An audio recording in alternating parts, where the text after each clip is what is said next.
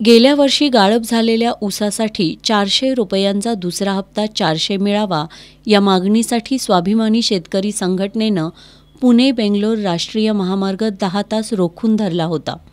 त्यावेळी कोल्हापूरचे पालकमंत्री हसन मुश्रीफ आणि तत्कालीन जिल्हाधिकारी राहुल रेखावार यांच्याशी संघटना आणि कारखाना प्रतिनिधींशी झालेल्या चर्चेतून ज्या साखर कारखान्यांनी गेल्या वर्षी प्रतिटन 3000 रुपयांपेक्षा कमी दर दिलाय त्या कारखान्यांनी गेल्या वर्षीच्या ऊसासाठी प्रतिटन 100 रुपये आणि ज्या कारखान्यांनी 3000 रुपयांपेक्षा जादा दर दिलाय त्यांना प्रतिटन 50 रुपये दुसरा हप्ता देण्याचा तोडगा काढण्यात आला होता। मात्र अद्याप एकाही साखर कारखान्याकडून शेतकऱ्यांच्या खात्यात ही रक्कम जमा करण्यात आलेली नाही।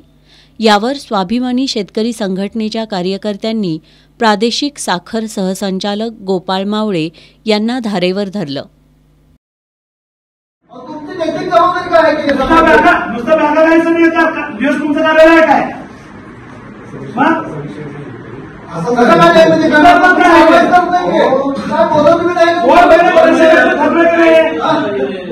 दोन महिन्यात पैसे द्यायचे ठरलं का नाही एवढं सांगा। ठरलं का नाही? ठरलं का नाही?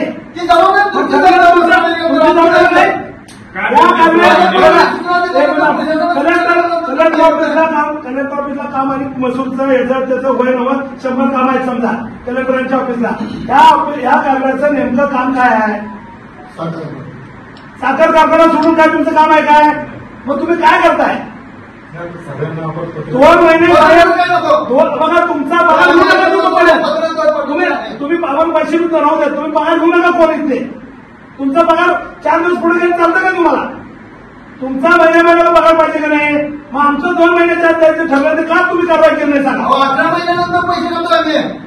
दरम्यान सोमवारपर्यंत शेतकऱ्यांच्या खात्यावर दुसऱ्या हप्त्याची रक्कम जमा झाली नाही तर कोणतीही पूर्वसूचना न देता प्रादेशिक साखर सहसंचालक कार्यालयाला टाळं ठोकण्याचा इशारा यावेळी देण्यात आला।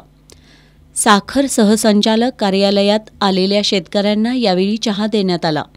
मात्र आम्हाला चहा नको, ऊसाचा दुसरा हप्ता द्या म्हणत संघटनेच्या कार्यकर्त्यांनी हा चहा परत पाठवला। यावेळी प्राध्यापक डॉक्टर जालंधर पाटील, अनिल मादनाईक, वैभव कांबळे, सागर शंभू शेटे, राजाराम देसाई, धनाजी पाटील, विठ्ठल मोरे, राम शिंदे, संपत मोरे, अण्णा मगदुम यांच्यासह स्वाभिमानी शेतकरी संघटनेचे कार्यकर्ते उपस्थित होते।